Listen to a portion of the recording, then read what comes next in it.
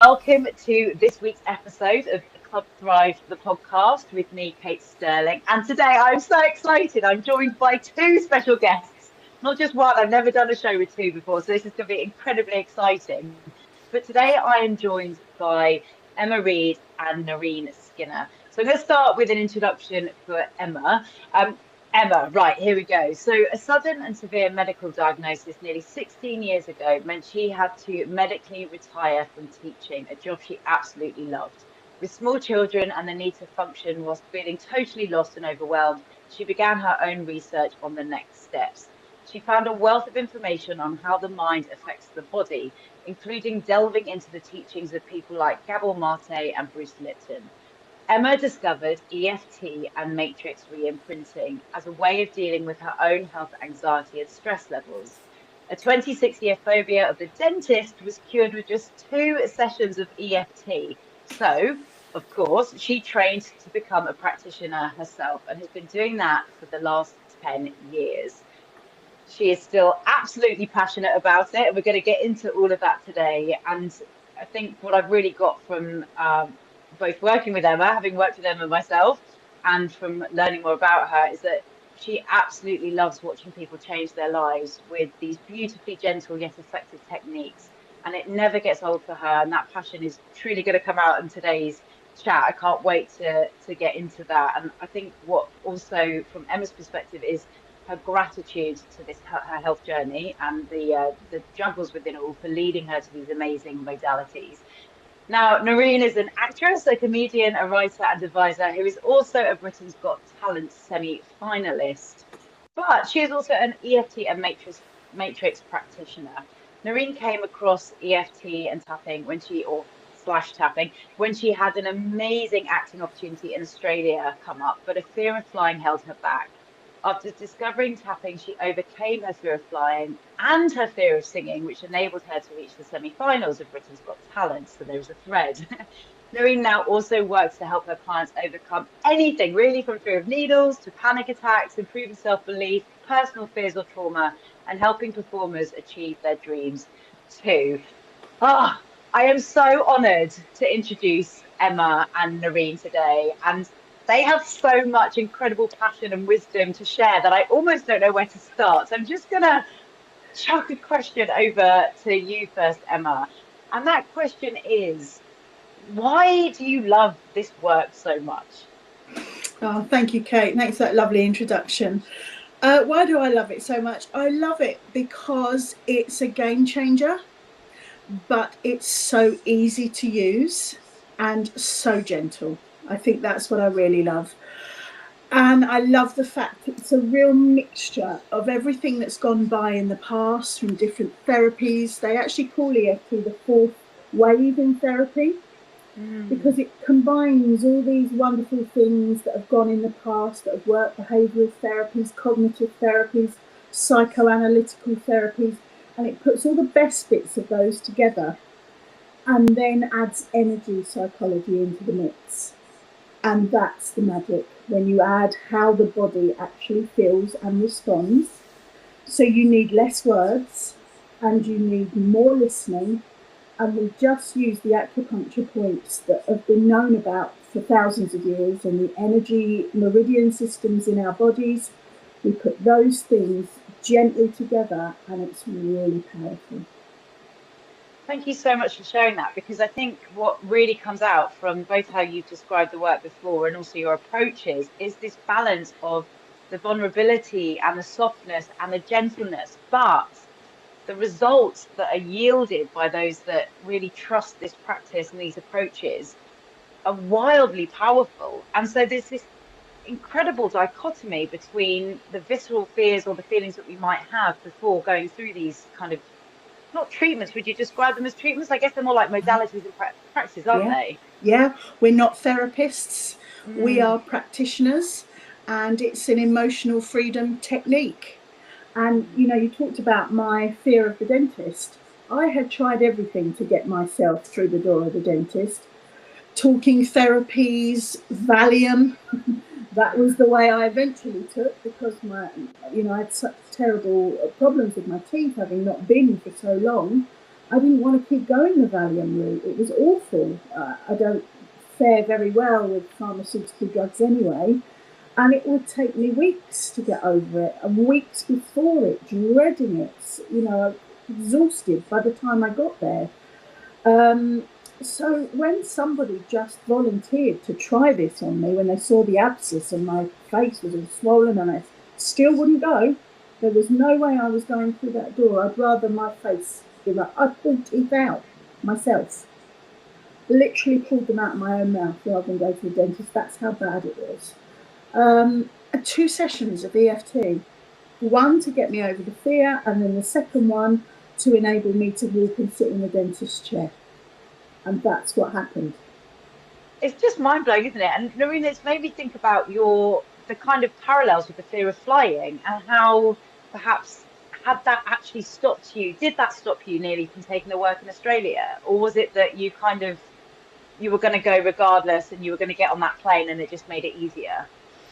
I definitely was nearly not going to go. I was so petrified of flying. For me, even getting on a plane, I was so worried that I was going to tip the weight of the plane if I was to stand up. That was my biggest fear, amongst turbulence, amongst all of the other things that everyone has a fear of being out of control and everything. And for me, like Emma, I tried so many different things, and I really hoped that obviously that all of them would work. And like any modality, something's going to work for someone and it might not work for another person. And when I came across tapping, what's so lovely about it is that it's really relaxing at the same time. So in the way that you get like that hit from talking to a friend and venting to them and sort of just saying everything you need to say, you're doing that as well as getting the benefits of actually releasing the physical sort of trapped energy that's causing all of those areas of stress, and also bringing your body back into that resting place to kind of say, actually, do you know what? My logical brain is now switched back on again. This isn't a tiger. I don't need to take it to this level. And in tapping, it's like an onion. You just peel away a layer, and then another layer might present itself. But it's so gently done that I found that there were so many different stems to why I was scared of flying, and that could be from back when I was a child, or maybe another moment, and I've connected them all together. So sort of by taking a layer off each time, I kind of got to the core and dealt with each bit. So even though, like anything, a fear doesn't necessarily completely disappear forever, and you'll always have those little feelings when you get on a plane or something. But it's like, to go to Australia, it was just next level to stand up on a plane and not tip the weight of the plane.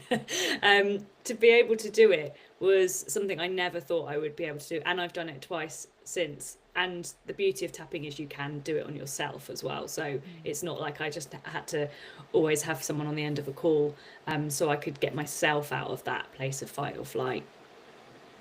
Thank you so much for sharing that, because I know we're laughing about all of this now, but actually these fears, the kind of thought of rationally of tipping over a plane by standing up on it, we know rationally that's not going to happen, but the brain and the body and the energetics of that physically, they're very, very real, aren't they? And so what would you say to someone who is in this kind of stuck place of being so scared about something, whether it is getting on a plane or going to the dentist or fear of needles, or even in auditions? We kind of didn't mean to do that, was a bit of a pun there, but like tapped into that already, this sense of the visceral fear. Emma, how do you, because people must come to you, is there an element of convincing them to try this thing that they might think is completely left field to how we see modern day medicine? I get various people come towards me. I get people saying, I've literally tried everything, you're my last hope. I've got people saying so-and-so came to see you and, it solved their issues. People saying, I don't want to take pharmaceutical drugs. I don't want to try this road. I've got to try something else before I go there. So we have all sorts of clients coming towards us. But the really important thing with what we're saying about phobias, and they can be devastating for people, we're laughing about ours because we've managed to solve ours.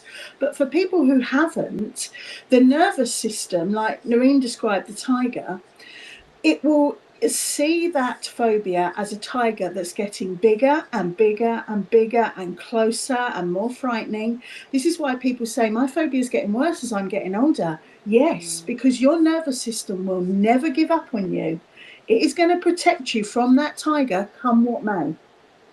And so the more they leave this untreated, the bigger of a monster it becomes. Because the body's not trying to frighten you or harm you, it's trying to protect you. And this is what's so fascinating, isn't it, about actually our nervous system and these very primal instincts that we have as people, that it's like this evolution of the world around us as well that we're having to learn to respond to. But it's almost like we're trapped in bodies that are 2,000 years old. Yeah. It's amazing. Exactly that. You know, our brainstem is our very primeval part of our brain, and it is hardwired to help us survive. That's its only job. And it will do that regardless of how many years go by. It is never going to give up on that job, and it will never evolve from that one job of trying to keep us safe.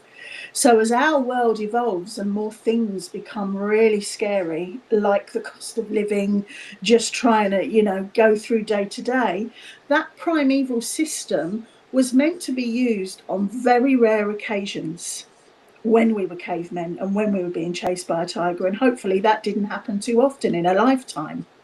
You know, we now wake up in this state. We wake up and there's fear. And our nervous system immediately reacts. It doesn't know that it's the gas bill or the mortgage payment or the no work for that day or the cost of childcare, whatever it is. Our nervous system just knows there's fear. And when it knows there's fear, it needs to protect us. And our nervous system will always choose familiar chaos over unfamiliar peace. I just love this. Yeah, sorry, go on. The more you live in that chaos, the more your nervous system will be drawn to chaos with every waking moment. So until you actually teach your nervous system to come out of that familiar chaos and start to accept peace as your default setting, you're going to continually live in that fear, and the body will respond with the heart rate, the blood pressure, you know, all these things that we have now. It will continue to do that all the time you're in fear, because that's the only way you can stay alive. I mean, it is actually mind-blowing that we live in such a high state of, like you say, stress and anxiety, that we're so used to it that it's so scary to not have it. Yeah. It's so unnatural to not have it. And how do you approach that in the work when someone starts to say, I'm feeling really good and I'm feeling really scared now that I feel really good? How do you, because that's where we start to self-sabotage potentially, isn't it? Yeah, absolutely. And I have so many clients say to me, I don't know who I am without this anxiety. It's how I've lived for the last 15 years. And same when I deal with people with health conditions. They say, I can't remember before my health condition. This is the only version of me I know, and they're scared. And what's beautiful about tapping is, I'll give you the analogy of my shed. I opened my shed and it was literally blocked to the door, floor to ceiling, and I needed to get the tiniest little thing in there. I could not. I had to go away and tap on the overwhelm of opening the door of that shed. I was embarrassed. I was cross that I'd let it get like that. I was overwhelmed with how I was even going to start clearing this out. I shut the door. You know, when you open something, you look at it. I wanted to burst into tears. I shut the door and I went back into my house, and I thought, what can I do about it? First thing I had to do was tap, even though I'm so overwhelmed with that shed.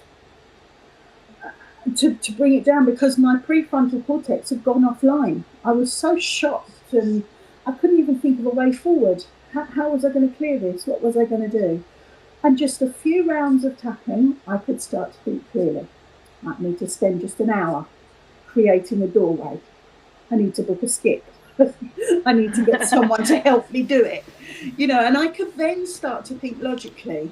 And over 6 weeks, I dedicated 1 hour a week to clearing that shed, and I'm likening this to tapping.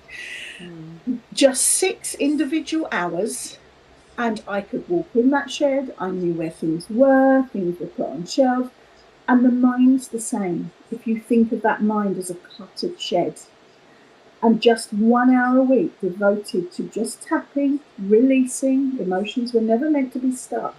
They are energy in motion. That's exactly what the word says, energy in motion. The minute they get stuck, they create a down effect in the body.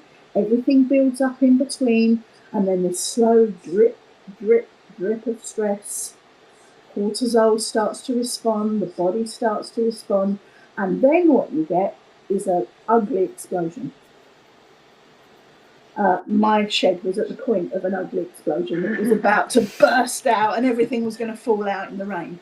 So by taking control of it and just spending an hour slowly sorting it out, but I had to just sit and tap on the overwhelm and the embarrassment and the just, what do I do? And that's what I love about tapping. There is nothing you can't tap on. I think this is what's so, like you say, fascinating about how we are as humans, and the judgment and the shame and those emotions that then come in that feed the fear almost. Yeah. I mean, when you were like just trying to get on the plane, or when you were considering about this idea of tipping the plane over, did you have the similar feelings to Emma with her shed, of opening that door and like feeling this shame of, I should just be able to get, or, I'm putting things on here. You might not have thought these things, but these kind of things that we might think in relation to the things that we want to do that on paper look so simple, cleaning the shed, so simple, but we open it and the overwhelm's there. Did you have similarities with the plane and then the performance side? And, I kind of touched on it with the fear around singing, and yet you went on to be on stage and a semi-finalist in Britain's Got Talent. But are there parallels to your experience as there are to Emma's and her shed? Oh yeah, completely. And it manifests itself in different ways for everyone. And for me, I remember when I was really young trying to get on a plane, and I basically had my mum's friends on standby to come and collect me from the airport in case I couldn't get on the plane. It was that bad. But then sometimes I'd go to get on a plane and I would be fine until I was in the air, and then it would just come on like a wave of panic that I couldn't get myself out of. And then I felt so embarrassed because I see other people, or you see the air hostesses just looking completely happy, nonplussed. Other people have fallen asleep before the plane's taken off, and I'm there like just in a complete mess. And likewise with Britain's Got Talent. I mean, I'd actually trained in musical theatre, so I did a 3-year degree. I should be able to sing confidently.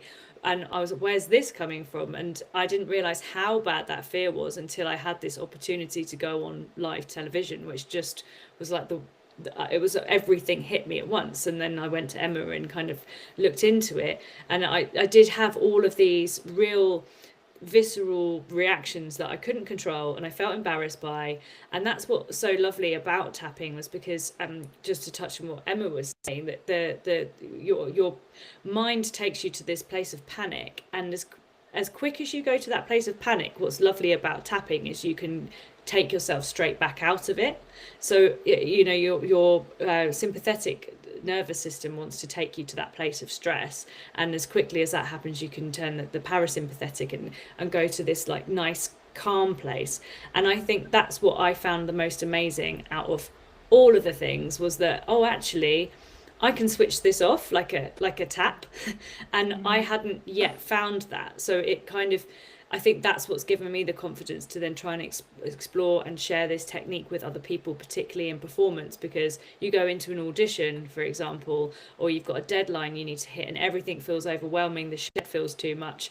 And actually just tapping for a little bit, you kind of go, oh, there's a little chink of light. I can see a way through without opening the whole of Pandora's box and taking the whole shed out. You can take a little bit out and then go, no, just, you know what, that's enough for today. Because especially in this day and age where we don't have time, every clients I keep coming across, it's just, I don't have time to do this. And also, if you've been used to something for so long and a pattern of behavior in your brain, that part of the amygdala that stores memories goes, this is the easiest way.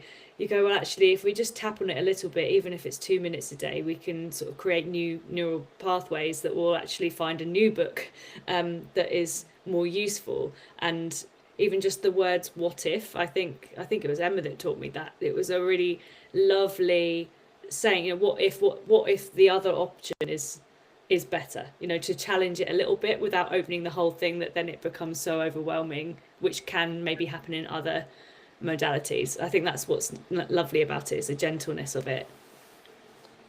Yeah, and Emma, I think this is what you were really tapping on as well, is this sense of the what if. Like, what if there is a different way to, in terms of your story and background with your health, like what if there is a way to not have health anxiety? What if there is a different way to be well? And it's not in the way that we've been taught growing up. So there's also this sense of, I need to rebel here against some of the things we've been taught. Where is the line between rebellion and being open to new things? Yeah, that's a great question. And I think we all have different tolerance levels to where our rebellion will take us, how far we're prepared to go. I'm quite an all or nothing person. So I was prepared to push this rebellion, and equally, I was also only experimenting on myself. So I wasn't harming anyone but me. And actually, choosing to experiment on myself led to results that I could never have dreamed of had I have gone other avenues. So I always, pre-frame things with, this is what I did, but this is not necessarily how you have to go about it. There's so many different ways that I see it a bit like, when we're staying where we are, and there's a saying, it sounds quite harsh, but there's a lot of truth to it. What you're not changing, you're choosing. And for me, that sort of hung about for a little while, thinking, get my pen and write that down. Can you repeat that for us, please, Emma, so we can take our notes? What you're not changing, you're choosing. Stings a little bit, still stings when I say it. And I've had that saying hanging about for a little while around me, but actually there's a lot of truth in that. And, Noreen was saying there about the what if. That's very true. And also I am open to the possibility. That's all. No, expectation carries a lot of judgment with it and a lot of disappointment. Whereas just being open and curious, that's it. No expectation, but I'm open and I'm curious. Let's see what happens. And so for me, staying in that place of fear, every moment I was in fear was adding, I hate to sound like Trump, but it was adding another brick to that brick wall. And it was slowly encasing me in that brick wall. And so I was becoming smaller and smaller in my world. And I was literally putting my own bricks down. Nobody were laying these bricks down for me. I was laying them down for myself. And I realised that if I could just clear one brick at a time, slowly and gently, then what I'm doing is clearing my resistance. And then once I clear my resistance, I can share what I want to share with the world, because I haven't got this brick wall in front of me. And that for me was sharing my love of meta consciousness and meta health, and how people can choose to have more autonomy over their own health. For Noreen, that may have been, being able to sing, being able to get on a flight, all those things, so she could share her gifts with the world. We all have gifts and they all deserve to be shared.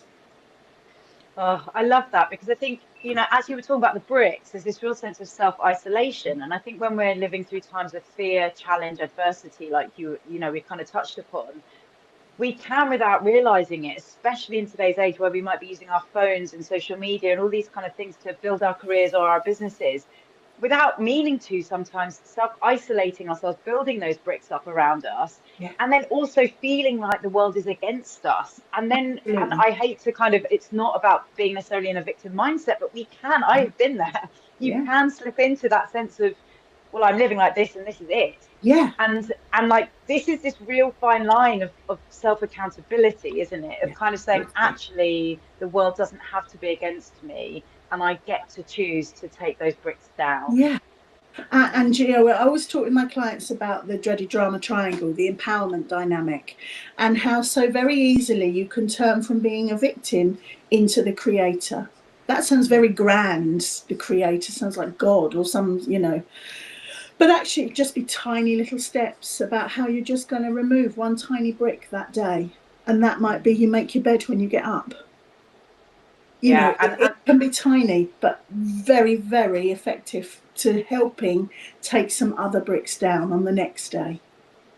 And I think the drama triangle, for anyone who's listening who hasn't heard of the drama triangle, go and Google it. We've got in the drama triangle, you've got the victim, the persecutor, and the being persecuted. No, what's it? Victim, persecutor.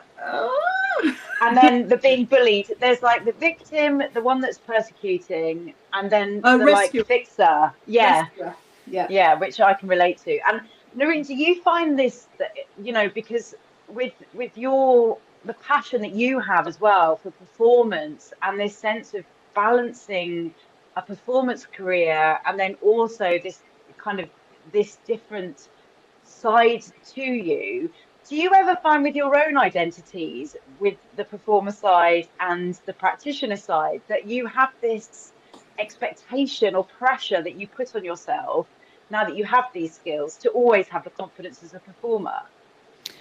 Yeah, I think there definitely can come into it, and then interestingly, I have to sort of tap on that because I kind of go, is that useful for me to hold, and then I have to hold myself accountable to the feelings. But it absolutely is, and it would be weird, I suppose, not to say that. I think the thing that I find interesting is that my career in terms of performance has kind of gone down a very much a comedy aspect, so parodies and that kind of thing, and impressions, silly sketches. So then sometimes I feel like, oh, how can I also be this serious person who's telling everybody about their mental health and how to help them when I'm dressed up as, I don't know, Donald Trump?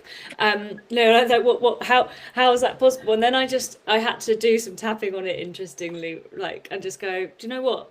I'm either which way, I'm spreading some either joy or I'm spreading something new that is useful. And I actually try to merge the two together in a sketch. And I just thought actually maybe there's a way of like educating people through it. And also ultimately we're all human, and it would be weird if I was to sit here and say I have solved all my problems. You know, I think every therapist, every practitioner is still carrying stuff, and that's also the beauty of being able to relate to someone in a session, because if you didn't, you know, that you probably wouldn't be able to empathize or understand where they're coming from.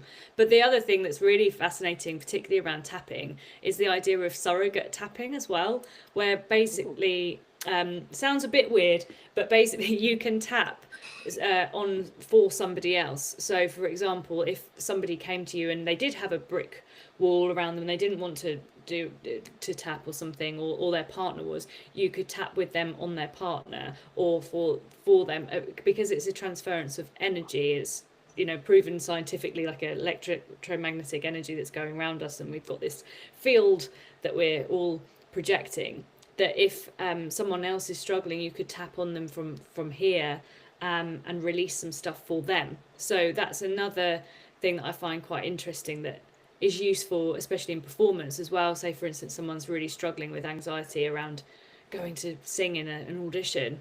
And I said, oh, do you mind do you want me to do some tapping from you? They go, yeah, go for it. And it'd be surprised how well their audition has gone. I mean, I've done it to Emma when I said, oh, I'm doing a gig at this time, my first solo show, and I'm really worried. And she's like, what time is it? 7:15. I'll do some tapping. I love that.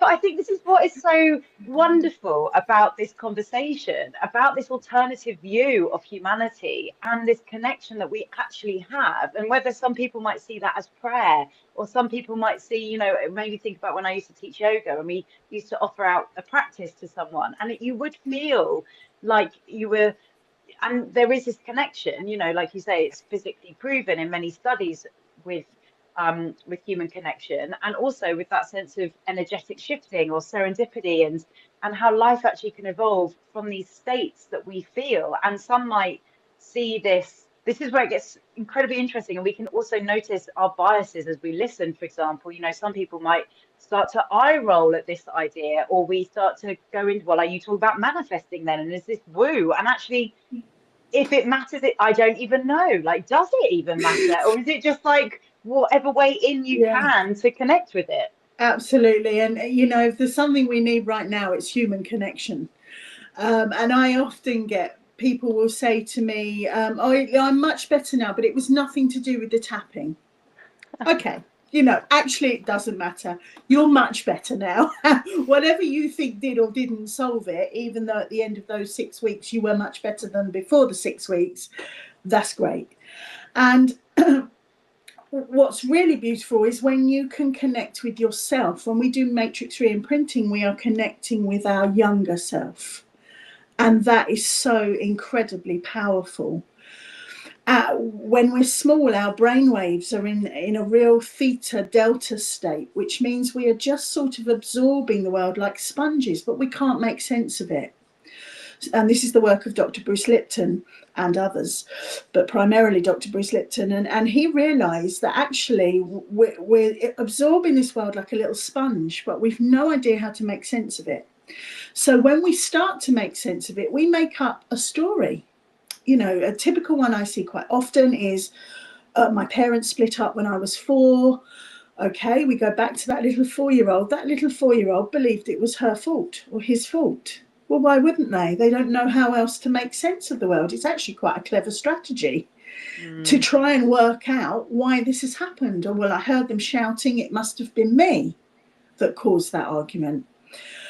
And so these beliefs then are imprinted in our system. And unless we unprint them, have a conscious look at them, they continue to rumble on. So if your belief was, I'm not lovable, or I'm not worthy, or I'm not good enough, or that was my fault, and that is subconsciously running. Remember, we only use about 5% of our conscious mind at any one time. We are running 95% of the time on our subconscious beliefs. And if your subconscious belief is, I'm not good enough, and you know how we were talking earlier about the nervous system will always choose familiar chaos over unfamiliar peace, your body believes everything you tell it. And if for 30 years you've told it you're not lovable, it's imprinting that every single day into your neurons, into every cell in your body, and the world will respond. And we don't even know we're running those programs. We have no idea. They're totally subconscious. So what's beautiful about it is when we do something like matrix re-imprinting, where we go back to that younger version of ourselves, and we actually, I know it sounds crazy, but believe me, it's so powerful and so gentle. And this, we call the younger versions of ourselves echoes, energetic conscious holograms. They're still holding trauma. We have a field around us, like Noreen was saying, and that field holds on to that trauma for the one reason of keeping us safe. So we don't go back to that place because it was unsafe and our body felt it. So when we go back to that 4-year-old and we actually discover that she believed that it was her fault, we can rewrite the story. That's a story because it wasn't her fault. So if we can create that as a story, why can't we recreate our own story that I am lovable and I am worthy and I can do this? And our body will just as much believe that as it did the story we told ourselves when we were 4. Let that sit. Because it's actually, you perfectly segued into the matrix re-imprinting, by the way. Thank you for that. And I think, this was a completely new concept. I'd never heard about this until you guys came into my life through the session that I came to that you held. And just this, perhaps some people might have seen it, and I've done the work around it, perhaps from the inner child, in inverted commas, perspective, and speaking to those versions of ourselves and connecting with them. And there is such an open mind that is required for this work, I think, for it to truly work, in terms of how we, in the modern day, denote success and denote or connect with success in terms of the very physical performance or outcomes that we might get as a result. It's such a transactional thing, which almost strips the humanity out of it. How do you maintain a space for this exploration so that when people, I'm sure you can see, well, I'm guessing you can see when people start to actually shut down to the work, is there this element of trust that people have to develop in themselves for an alternative from chaos, that an alternative, a calm life actually can be safe? Is that something that also has to be imprinted in this re-imprinting of the work that you do? I think you have to feel safe with a practitioner. You know, if you're doing matrix re-imprinting, that's not something you do on your own. I'll liken it to this. EFT is something very healthy to do, and it's like cleaning your teeth. It's a very good thing to do every day. And if you're just tapping on today's going to be a good day, or, you know, I'm not going to worry so much about that damn shed, whatever it is, okay, that's fine. When you start doing matrix re-imprinting, it's a little bit more like a filling. You're going a little bit deeper. You're having a look at some very deep-rooted beliefs, potentially. So the skill there is with the practitioner to hold you and keep you safe, because the minute your vagus nerve says this isn't safe, you're not going to go anywhere, because it's going to stop you from accessing it. So once you feel safe and you know that you're open-minded, that's all we ask. We just open your mind and let us guide you through it. And we stay and we guide that person through the whole process. It's so gentle, and it's so beautiful, and often very, very profound what they find in there. And once they've had a go at it and seen how lovely it is, I do also something called birth re-imprinting, matrix birth re-imprinting, which is also another beautiful thing to do. They realise the potential. They see how much this can change what's going on, and they find beliefs they never really knew they had. And that is the power in it, because those beliefs are then in your hands. And I guess that feeds into where we might hold stories in the amygdala and in the, you know, our responses to the world and I'm just referencing, you know, the kind of biological or physiological, the prefrontal cortex and all these kind of things that I don't remember being taught this stuff at school, but maybe I was. But I think this intrigue into the brain and how perhaps there is huge power that we carry in our heads that becomes so overwhelmed with just the thinking and the stress and the responses that there isn't ever space for alternative realities to come up.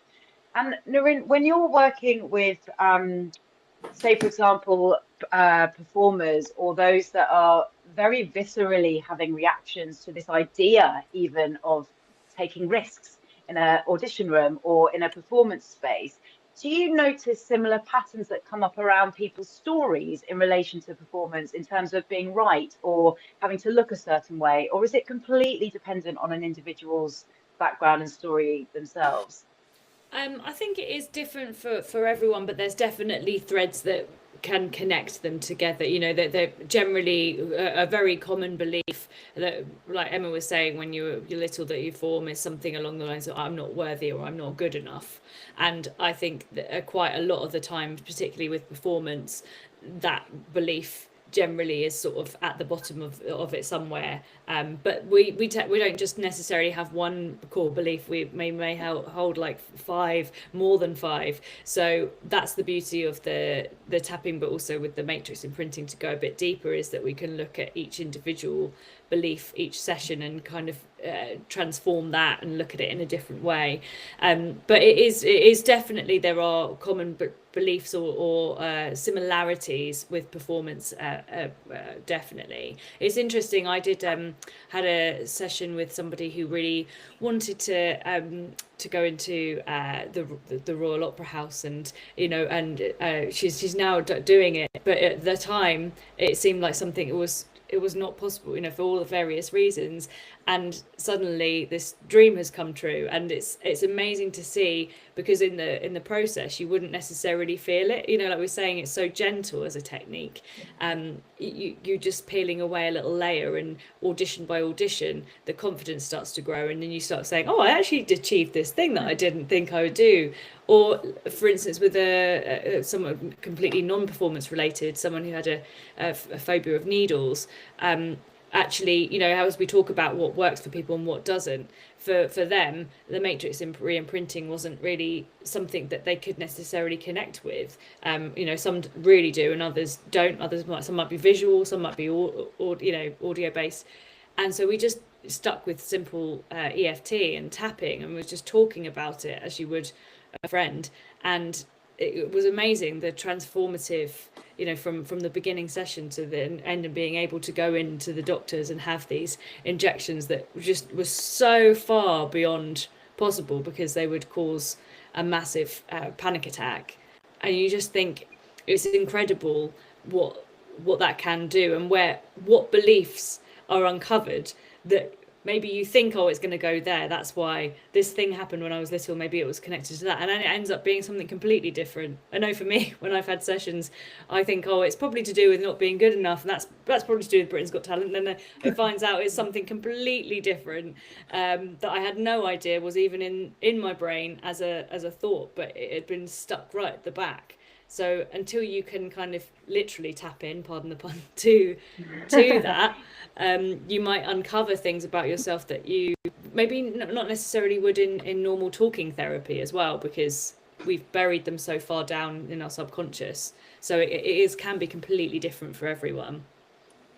And I think, like you say, this essence of safety and trust and surrender, we can be very doing and productive, and I need to be seen. Here's my list of all the things I've done.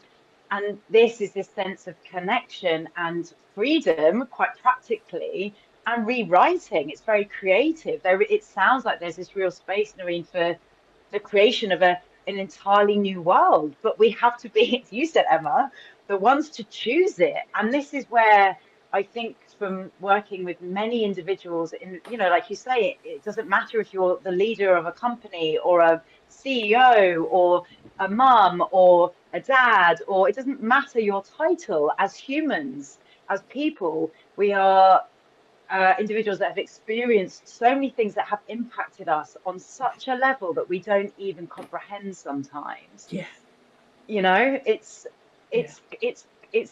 It's unbelievable what we're also not necessarily taught about ourselves. Yeah, absolutely. And I'm really passionate about making sure that, teenagers, children know about this. I used to be a teacher. This should be taught in schools. We should be in a world now where we don't even think twice about tapping something out. I remember sitting watching that jungle program. Oh, what's the jungle program? The celebrity jungle, one. Celebrity Jungle, yeah. And there's Boy George, and he's sitting on there. Yeah. There's loads of footage of him. There's loads of, doesn't matter to me whether celebrities use it or not, but there are so many celebrities now, sports people, realizing this has a massive impact on how they perform. There's video footage of athletes stood on the starting line just tapping themselves down, not to reduce that adrenaline they need to run, but that absolute fear that stops them from running their best. There's a beautiful fine line between having that adrenaline that's helpful and that paralyzing fear that stops us doing what we want to do. I sat with a lady the other day in absolute deep grief, and we didn't speak a word. We sat together over the Zoom and we tapped for an hour and we said nothing, and it was so powerful. She just cried and she laughed and she just let it all come out, and she didn't have to. She said that she'd had lots of counselling before, and she said, I'm so sick of talking about it. I don't want to talk about it anymore. So what's beautiful with EFT and Matrix is I could say to her, where do you feel this grief in your body? She said, it's like a red brick in my stomach. That's where we started, this red brick in my stomach. And I just gently reframed what she was saying to help her just tap and tap and tap, because it was so stuck and it was so overwhelming. She couldn't find the words. And that's beautiful when no words are even needed. I think this resonance of performance and high achieving and high performance, and then alongside this balance of humanity and having to hold it all in, and how much more perhaps we have to hold it in because there are so many other stresses or expectations, or there isn't the space, or there is more fear of judgment because there are more cameras around, or there's more people filming stuff, or how can you go to the gym if someone's also filming your workout and you want to be tapping and you suddenly notice someone's filming and you don't want to do that anymore. And it's kind of this invitation, I guess, to not worry about being weird, right? So there's this sense of, someone will think I'm weird if I'm tapping. What would you say to anyone that was really worried about what people think about what they look like using these practices? Do you know, there's some really beautiful ways you can do this very, very under the radar. I'm now at the point where I don't care. I will literally tap anywhere. I don't care who's watching. If somebody wants to ask me what I'm doing, I'll tell them. But I've taken a while to get there. Some of my clients who want to do this but want to do it more, you know, you can use your hand points. You can even do something like this. You often see people on trains and things like that don't really know what they're doing. What they're doing is they're using their meridian lines to push stuff through. When the winter comes, you've got a scarf on, you can very easily tap these points. You can go into the loo and shut the door and tap for a few minutes. You know, there's all sorts of ways you can do it to suit you. And you'll get to a point where you realise it has such a great effect. And hopefully, like myself and Noreen, you feel so passionate about it, you're literally happy to tap anywhere. Because why are we embarrassed about helping our emotions to move through? We're not embarrassed to blow our nose or, you know, do these things that we need to do biologically. Why are we embarrassed to hold these feelings in and not allow them to pass through? And if tapping on a few meridian points allows that to happen in a very easy, organic way, why wouldn't we choose to do it? Because the eruption that happens through not doing it is going to be far uglier in public than a little bit of tapping on a train.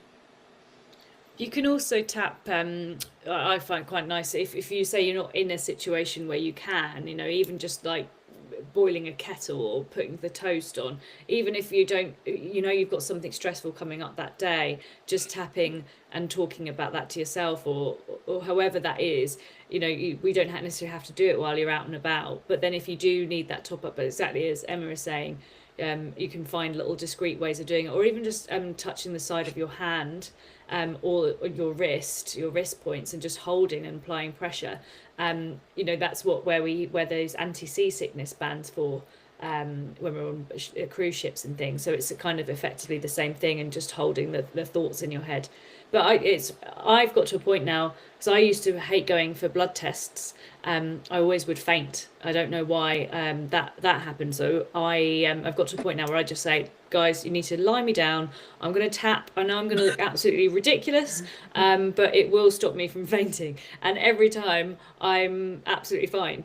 And I've just got to this point of like owning it. And that's what I've said to various performers, because ultimately, everyone is capable of going out there and doing the thing that they were meant to do. But it's like Emma was saying, it's getting through that first bit of the, oh God, I'm starting to feel breathy. I can't control my breath. How am I going to sing? Or how am I going to get this out? I'm shaking. So if you can physically find something to get rid of that bit, then the next bit after that, you know, it doesn't matter how stupid you look in a way, because I mean, I used to think that the whole thing was absolutely ridiculous. That's me being completely honest. I thought it was, and then when I tried it and I experienced the benefits, I was like, oh, okay, why don't I just let myself go with this and see? Because even if I've always used the analogy of a duck. When ducks have an argument, you know, they'll go and have an argument, they'll flap their wings or whatever, and then as they go away from each other, they flap like mad, crazy, and they just get it out of their system, and then they carry on their day as if it didn't happen. But we as humans don't do that flat bit. We just go, we have the argument, or we have this tricky situation, and we walk away and we just go, I was going to store it all up because we don't do emotions.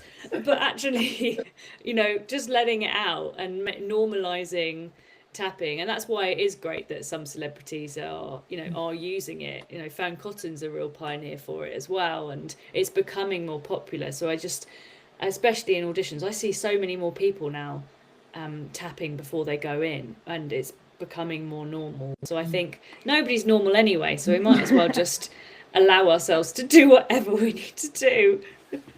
I love the duck. I mean, as you were saying, I was like, God, I'm doing this all the time. I'm like, wah! And it's kind of like what we see in our kids, isn't it? Like this expression of rage and anger. I've been really jealous of my daughter for the rage. And I'm like, yes, I feel that rage. Yeah. So when we talk about things like rage, we talk all about fear, but these other emotions that we might judge or feel very bad for having, anger, fear, resentment, the things that really can, I think you shared about it before in one of your workshops with the vibrational energy that we exist as well. And if we're talking about higher levels of frequency of hope and love and radiation of that, which then kind of can bring all these good things back into our life. And then we have these things at the bottom, the grief, the anger, very human qualities, none of which are right or wrong. Yeah. So we have this scale. And what do you say, or how do you approach this huge gamut of emotions that we experience? And if someone is stuck in that anger, is it exactly the same process as for someone that is stuck in fear?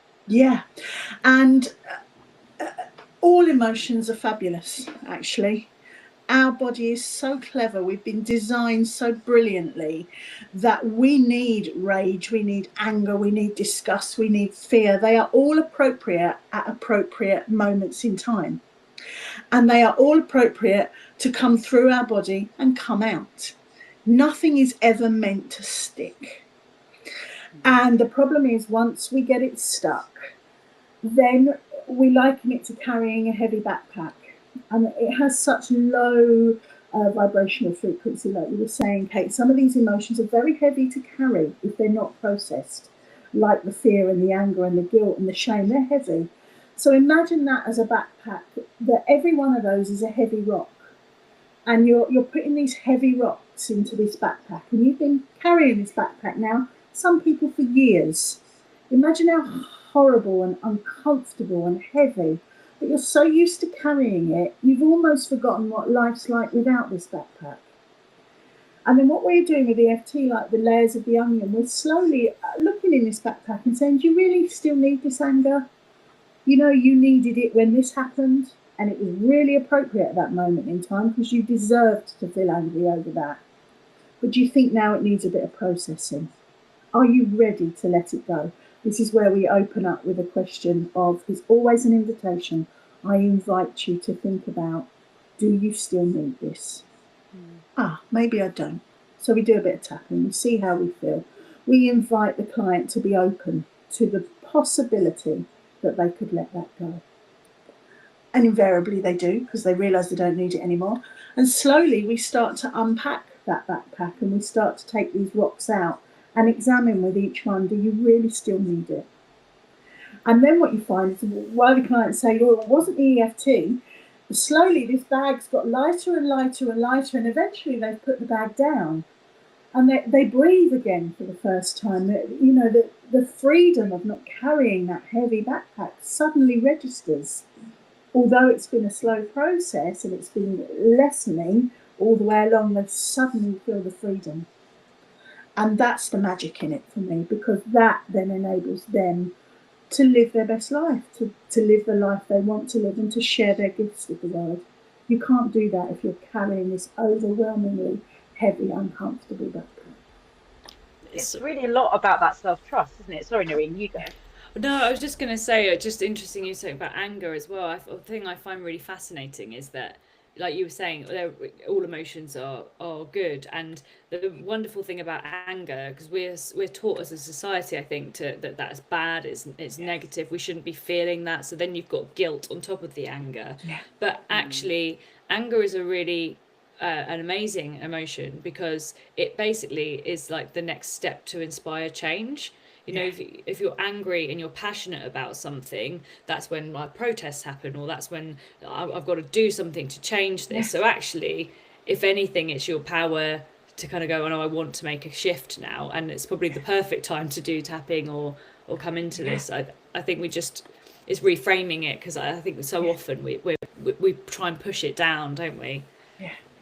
It's such a helpful reminder. It always makes me think of that Tony Robbins quote of change happens when the pain of staying the same is greater than the pain of change. Or I might have got that the wrong way around, but it's this sense of like something has to happen. You know, when you're not changing, you're choosing to not change. Exactly what you said, Emma.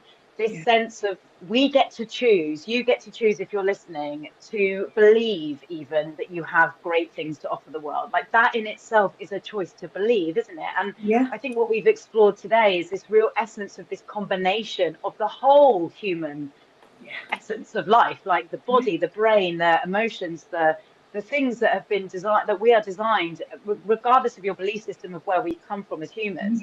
You know, very practically and scientifically, there's a lot of there's a lot of proof about all of these things actually being integral to our performance and our success. And what would you say to anyone that is kind of like, well, isn't it just mindset work? I'd say yes, it is mindset work, but it combines energy with it. So it's really listening to your body and it's hearing what your body has to say. That's really important. We never gloss over anything in EFT. We open the box and we look at what hurts, but we do it gently and with love and compassion, because you have to acknowledge what's there in the first place to make a change. So we look at what's there and we choose whether we still want it or not, or whether we are open to the possibility of change. And then EFT is a beautiful way to combine energy work with mindset work and altering the story that we've been telling ourselves for too long that necessarily wasn't even true to begin with. Yeah, this thing of truth is so important. I think especially now, you know, we've really, at the beginning, we were talking a lot about the stresses of the world, like the economy, work, home, all these bills that we have to pay. But the importance of challenging the truth of the thoughts and the reactions that we're having, and how much of them are feeding into the almost addiction at times to the stress, to the chaos. And it's not to say that anyone's situation is not hard, because there's this important nuance that I always find, you know, we must say that, yes, of course, life actually is incredibly challenging, and it's not to diminish anyone's challenges. It's to say, here are some incredible things that you can tap into. Again, gosh, what are we all on this kind of like, sorry, but maybe we're just, I'm just re-imprinting everyone for you at home. But from like this day, to really honor the power of simple things that, you know, we might eye roll at until we say, I need to do something different in my life. I need to try something else. And, you know, Noreen, before we kind of bring things to a close, I know that it's very difficult in a session like this, or a podcast episode, really, to go into depth with a tapping session. But we've mentioned meridian points. We've mentioned a bit of the language around tapping.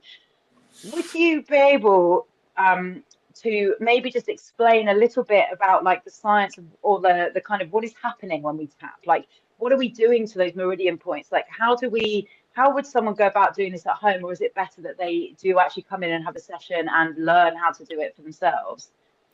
Yeah, I think predominantly as a first port of call, I think it's best to try and do it with a practitioner, because that way you're actually understanding how best to use the technique and how it works. And then from there you can kind of do it on yourself. I think if you've got any sort of thing that might be triggering or in any way, not that, I mean, everyone has something that will trigger them, you know, we never know what that could be. So I always think it's best to first for almost just get an idea of what it is with somebody, just for safety. But basically the way it works is that there are a few different points that we use within what we call a round of tapping. So we're not going to tap on like 200 acupuncture points, because that would just be absolutely mad, and we don't have time for that in our day. So we call it a round of tapping. It's like a question mark, that would basically, we call the first point, of course, a karate chop point, which is the side of your hand. So we start there, and you're just basically tapping very gently like a butterfly, rather than tapping too hard. And then we go around the different points, all of these acupuncture points, and you can look them up to find all of the different organs that they're connected to. But each of them are connected to different organs, which therefore means they're connected to different emotions. And by tapping on each bit, so the next one would be the crown of the head. By tapping around these points, what you're doing is releasing the electromagnetic energy that is, you know, we've proven to have in our bodies. You know, there might be something that's bothering us in our day, or maybe there's something trapped from years back, whatever that is. By tapping, you're just allowing that energy to move around your body and sort of free itself. So the next are around the eye. I'll just go through them quickly. Obviously you can you might not be able to see this, you might be able to hear it. Oh yeah, but you're just tapping around. Noreen, I forgot. But maybe this is a good video, I don't know. But yes, you're just tapping around underneath the nose and then on the chin. and the next point is around the collarbone. Is our next point that we use. You can use one hand, you can use two hands, and to be honest, even if you're tapping on different areas of the body and you're not quite sure, you can't see this right now, just the doing the action will be way more helpful than you think, because you are releasing energy. And then each of the finger points, like a little crab around the nails, you just move along each one. And like Emma was saying earlier, when we go into a place of fight or flight, we've got the vagal nerve that goes all the way down the back of our body, which is basically like it controls everything. And as we know, when we're talking about a fight or flight, it can absolutely take us into that sympathetic place where we just then go, our body shuts down and digestion shuts down, we can't breathe, all of the blood rushes to the legs so that we can run from that tiger. And what we're doing by tapping is just reminding ourselves and talking at the same time and saying, it's okay, I'm safe, I don't need to go to that place, it's all right, I'm allowing myself this time just to stop for a moment. And coupling that with breathing, as long as your breath is, you sort of do a round of tapping, breathe in for say 5 and out for 7, or as long as the breath is out for longer than it was in, you're triggering that parasympathetic, so the bit that will relax the vagus, that nerve, and make sure that you then go into a place where I can breathe again, I don't need to go to this place. And if anyone's interested, there's a load of scientific study that has gone into it, particularly around soldiers with PTSD. Emma knows I love this one, I think we used it in before as a CT scan around cravings for cake. At the beginning of the 6 weeks, the light in the brain where the cake was is so exciting, and then after tapping for 6 weeks, all of that has shut off, all that light shut off in the brain, and that's from just releasing that energy and allowing your body to sort of normalize and go, I don't need that, this isn't helpful, and it works very, very quickly. Thank you so much for doing that. I put you on the spot there, and I know that we're not in the ideal setup for it. And if you're a Club Thrive member, you're very lucky, because we've got these guys coming in to do a session in October, which I'm very excited about. But I think it's this real invitation, like you say, Emma and Noreen, to be open-minded to alternative approaches to thriving and to high performance and to being our best and to living well. I mean, at the end of the day, it's actually simple human rights to live well, to live without stress is natural and we need some of it, but to live without that very unhelpful stress that actually starts to be detrimental to our performance, well-being, everything, as a human experience of life. And I mean, I could talk to you guys for hours, and I am conscious that we need to bring things to a close. And I wanted to invite you to share an answer to a question that I ask all of the guests on this podcast. And Emma, I'm going to go to you first. But the question is, so Noreen, you get a bonus second to think about it. Not to put you on the spot, Emma. I'm tapping. Yeah, tap. Suddenly it's like, oh God. And I know we joke, and I think it's important that we can laugh about this and say, but like you were saying about the comedy, Noreen, like we can laugh and it still be serious. Like I think this is something that I've definitely found in my need to, this kind of, I must be professional, I must be taken seriously, I'm very passionate and I'm ambitious and I'm driven and I must be seen to be serious. And actually that can also make us unwell, because that can stop and inhibit our true gifts and that true essence of communication and connection. So for anyone listening, I think that that's a little nugget to consider if you find yourself going into that, very serious mindset of I must be all these things. And actually we can use these practices to surrender and to be clear on who we actually are and to have a laugh about it, but without it diminishing. We can laugh and it still be of value. It's not to say that we're laughing and it's like a playground antic of a bully. No. There is laughter and joy. It's the joy of it, and like that reframe of joy and laughter and humour that we can get from those quirks and those challenges that we have, alongside the grief and the trauma and the challenge, to then thrive and fulfill potential. But Emma, I've given you an extra segue there to breathe into and tap into. But what are you doing, Emma, or who are you when, no, hang on, let me rephrase that. Emma, what are you doing when you are thriving? Who is that version of you? That version of me is in flow. Life is easy, it's joyful. Even the bits that are hard, I can deal with because I'm in flow. And what are you doing when you're in flow? What activities do you do? I am swimming. Uh-huh. I love to literally be in the water, and I love to be in sessions with clients. I love to be watching them transform their lives too. It's the biggest honour to witness that. Thank you. I really feel that real privilege that you feel for that Yeah, connection as well, that sense of weightlessness in the water, the yeah. freedom that gives, and the freedom that you see yourself helping others unlock. Like, that's wonderful. So thank you for sharing that. Thank you. Noreen, your turn.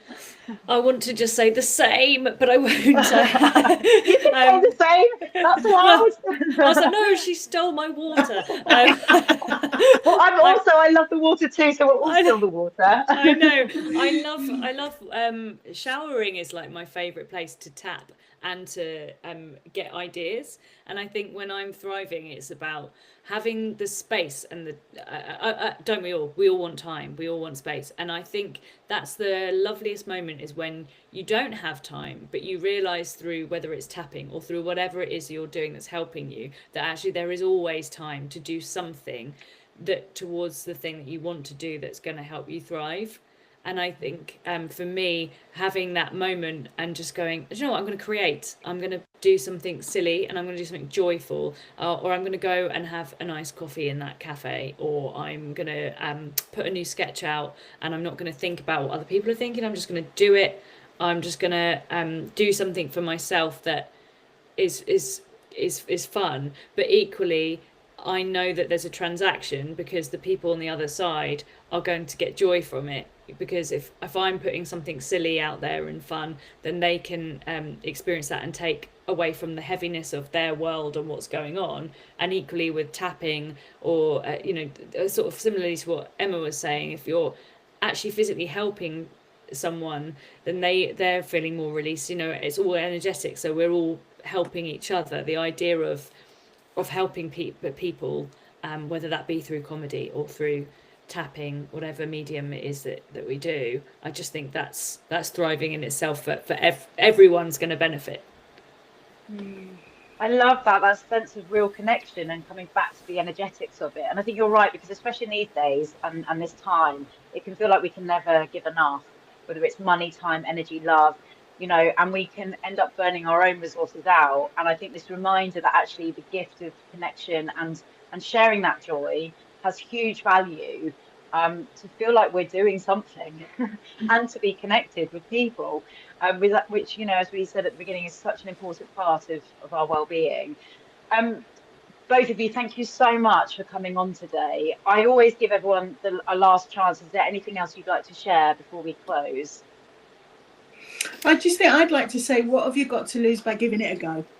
You don't have to believe in it. You know, it's not going to do you any harm. If you have a go, what have you got to lose? Yeah, and I absolutely agree. And I always stand by the sentence, if you believe you can, you will, and if you believe you can't, you won't.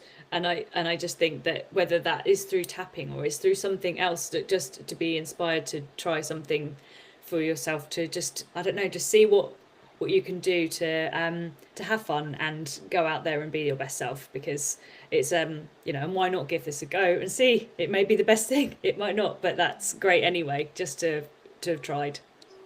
Yes, better to have tried than to have not. And I think it's that real, just going back to what you said at the beginning, Emma, what you're not changing, you're choosing. And we can become the victims of our own brains and our own success almost at times, and this letting go of the ego a little bit sometimes. And it can be a very private thing. It doesn't have to be anything that you share with anyone else. How can we find your work? Emma, you go first. I'm useless with technology. I have this old-fashioned phone number and email address. I don't do any website. I'll put the email on the show notes for anyone to contact you. And also, we have a session in Club Thrive with you both, so people can come and actually try a tapping session. If you're a member, if you're not a member, I'll put the links in to how to join us. Noreen, how can we find you? Likewise, actually, I do have an Instagram for my EFT, NS underscore EFT. So I do have that as well. But otherwise, yes, old fashioned. Give me a ring on the blower, or send me an email. Tell me, children of the 80s and 90s. And I'm here for that. I think I can learn a lot from that. To be honest, I spend far too much time and energy trying to build nice landing pages, and maybe I need to just put my email down too. It does. Technology brings me no pleasure. It brings me no joy. I'm not prepared to spend my time on it. So the right people will come towards me if they need me. There's my number. There's my email. I'd love to speak to you. Very simple. Narine's the same. Well, both of you, thank you so much for coming on today. I cannot thank you enough for your time, and I'm really excited to continue this connection with you, because I feel like it is the start of a beautiful new chapter of talking about this work as well, to help others reach it too. Thank you. Thank you, Kate. Thank you. Thank you so much.